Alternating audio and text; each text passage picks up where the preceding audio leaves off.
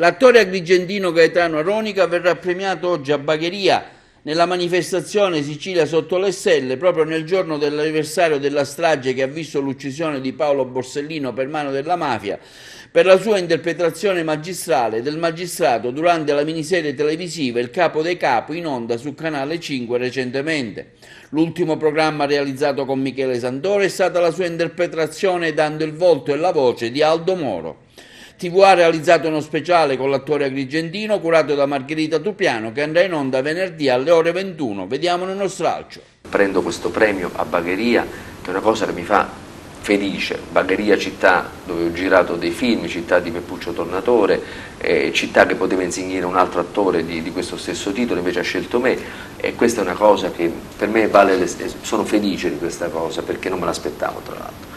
Quando incontri questi personaggi è una grande occasione, è come se li incontrassi davvero. Io Borsellino lo racconto in Weekend Be Hero, lo spettacolo è proprio questo, cioè Borsellino per me era diventato un fantasma che viveva a casa mia, è la stessa cosa Moro. Per interpretare Moro sono stato un mese chiuso in casa, una mia amica mi portava il cibo perché volevo provare soprattutto la sensazione del buio, della, diciamo così, claustrofobia, e per Borsellino invece al contrario la sensazione proprio di questa attesa, che è attesa purtroppo non di qualcosa di buono ma attesa della nera signora che comunque sai che ti sta venendo a prendere. Ecco, io credo che fare l'attore significhi questo. Se non riesci a provare queste sensazioni, ma non devi farlo, guai a chi pensa che fare l'attore sia facile mentre fare il ballerino, il cantante o il disegnatore sia difficile perché ci vuole una tecnica.